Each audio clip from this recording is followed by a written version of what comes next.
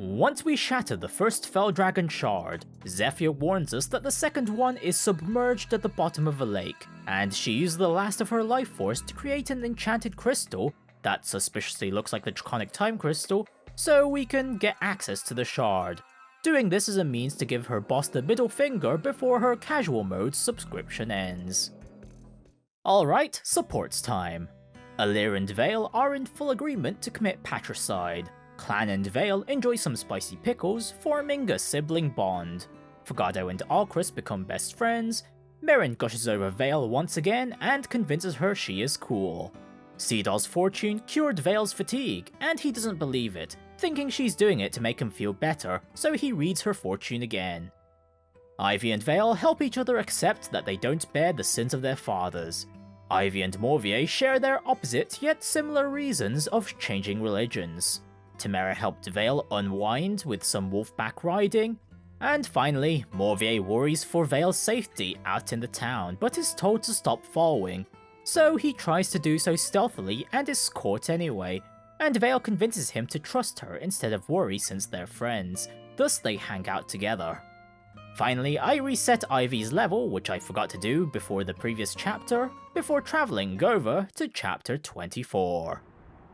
Alir and co reach where the submerged shard is, and use the crystal Zephia gave them, which drains the water but also separates Alir from everyone else in the process.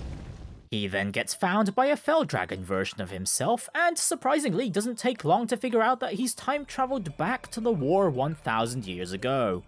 Past Alir demands that the present one hand over their ring, otherwise he'll be subject to a gruesome death like his other siblings. And just when I thought there might be an interesting separation set up for the next map, an avalanche occurs which distracts Past Alir enough for present Alir to find his allies with little effort, and they've already found the shard's location. However, Past Zephia gets in our way, and it doesn't take long for Past Alir to arrive too, who dismisses Past Zephia. Past Alir then finds out about the group's plan to break the shard and proposes a winner-takes-all battle, and present Alir accepts. The two show off their marths before entering a boring-looking, clearly defined 3-lane snow map. We're positioned on the west side, split into groups of 5-4-5 from top to bottom. All the lanes have gaps to crisscross between, tiles covered in mist that provides 30 avoid, as well as a similar corrupted composition each. And Past Alir, in the Fell Child class, guards the Fell Dragon shard by his lonesome on the east side, surprisingly holding a second set of boots. I try to balance the groups as much as possible, and Clan is given a HP tonic so there's another unit at the bottom lane that could tank the corrupted worm. Then we start the battle, where just like the previous chapter, turn 0 is used to showcase the map gimmick. This time it's Avalanches, pushing the middle lane units back until they hit an obstacle, another unit, or the map boundary. Then the next snow warning is forecasted on the bottom lane to occur in 2 turns, and finally we're given our goal of defeating Past Alir within 15 turns. Turn 1. All 3 groups dish whatever pokes they can on the first set of enemies in their paths, retreating into the mists if they can canter, which doesn't work out well for either Linden at the bottom or Ivy at the top. On the next timeline, the bottom lane keeps Linden away from the enemy ranges and Merrin is set to deal with the enemy phase. Panette uses Astra Storm to nuke one of the sages ahead on the middle lane, then sets up core doubles after Seedal refreshes her, and Alir barely survives the turn with Holdout. Finally, the top lane uses Goddess Dance early to try and defeat the upper hero, which fails for the player phase because Fogado misses, so he had to be repositioned by Tamara to survive the turn, while Louis finishes them instead on the enemy phase. Reinforcements start appearing approximately 6 at a time, and will continue to do so at the end of every odd-numbered turn. Turn 2. Morvier, Vale and Linden get into the gap between the middle and bottom lanes because of the avalanche, with Clan and Merrin taking out a berserker and a sniper respectively, and simultaneously wall the remaining nearby enemies from getting around. On the middle lane, Alir heals up with an elixir, the 2 bow users take out an enemy each, and Seedal protects them all with Bonded Shield. As for the top, Fogado engages to freeze the 2 enemies in place so we don't need to retreat, taking out both before the turn is over. The Avalanche pushes Clan and Merrin back, then we get the warning for the upper lane, and this pattern will occur at the end of every even-numbered turn, alternating between the 3 lanes. Turn 3, now in the clear, the bottom lane weakens the 2 upper armor knights. Clan uses Warp Ragnarok to jump back, and subsequently ends those 2 on the enemy phase while in the mist. The middle lane has Panette deal with one of the heroes and the Corrupted Worm, while Alcrus deals with the enemy at the back, and Alir sticks to his wife and fully heals up. Meanwhile, the top lane makes up for their struggling start, taking the opportunity to test Dreadful Aura's effect on a Corrupted Worm as the primary target, and Fogado succeeds in proccing his class skill to deal damage, and freezing all the enemies around it. Louis then overrides them from the back so Ivy can finish the Corrupted Worm, allowing Temera to contribute a kill safely as well. Turn 4. Morvier Clan and Merrin clear out the last few enemies before the Corrupted Worm on the bottom lane, and stay away from its territory. Middle lane, Alcrus removes the upper armor knight with a few crits, so Alir can focus on removing the chain guards protecting the other one. Unfortunately, it has steady stance, so Panette isn't able to make much of a dent, so instead she pokes at the middle Martial Master to weaken it into self-destruct territory, and then the left one is finished off. On the top lane, Fogado freezes the grounded Corrupted ahead and Ivy eliminates one of them, so we only need to worry about the Griffin on the lone rock. Temera is burned heavily by the Griffin's Flame Lance and is subsequently knocked back by the Avalanche along with Fogado and Jean, which worked out for the best for turn 5, as the 2 non-cavalries would struggle to escape the Griffin ranges otherwise. As the top team has hit their limit, Fogado halts the upper Griffin and Ivy warps him over to the middle lane, which Louis has already arrived at to help in clearing the remaining enemies before the ballista. On the bottom lane, Merrin twin strikes the Corrupted Worm and blocks the choke point to the middle lane. Turn 6, the Griffin split, which allows Jean and Temera to be safe for the turn. Alcrus and Ivy end the one that went south, Louis blocks the grounded Corrupted coming from the north, and Panette pushes ahead with her partner to take out one of the Wolf Knights, and they engage plus for survivability.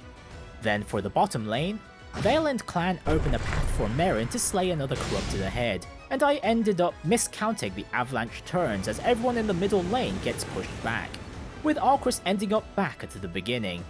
Thankfully, this was only a minor inconvenience on turn 7. Fogado eliminates the last upper Griffin Knight, but is stranded with Jean and Temera because there are Wyvern Knights putting the area in check, though we're able to put one down with Ivy and Alir.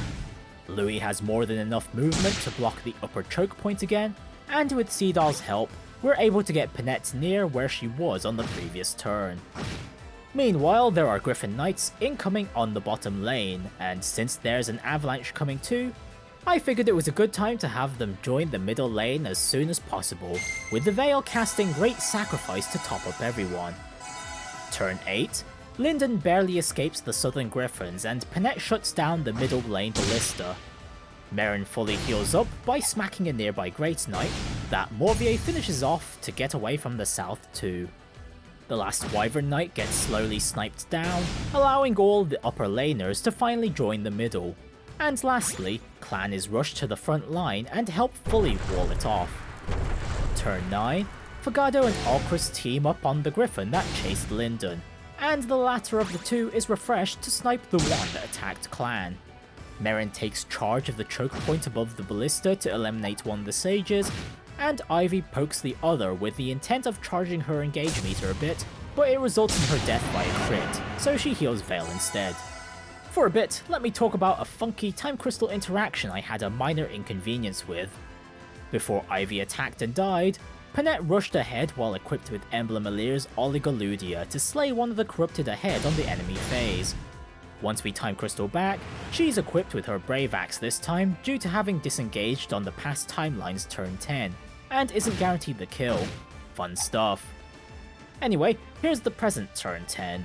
Alir dispatches the Corrupted right next to them so he can recharge with the Emblem energy tile he's on. Louis prepares to clock out of choke point duty while Merrin finishes early.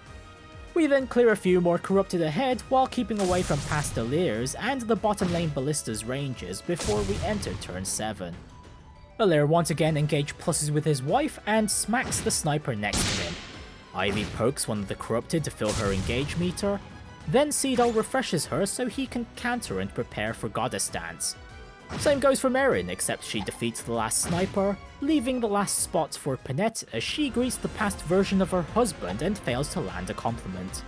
Once she's Goddess Danced, she takes out her frustrations on the lower corrupted worm reinforcement, while the upper one is dealt with a twin strike from Merrin. An engaged Chimera is then warped above past Alir before present Alir traps and faces his past self to shatter the first revival stone. Merrin is then refreshed to apply her debuffs. Past Alir retaliates with a thorny rebuke via Lodestar rushing his future wife. And then we enter the final turn, where Panette claps back by crushing the second revival stone. Then she's refreshed to stand by the present version of her husband, so the two can defeat the past with Bond Blast.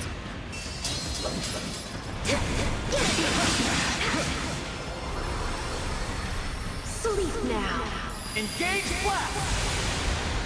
It appears I'm lost. Oh no. Now Father will dispose of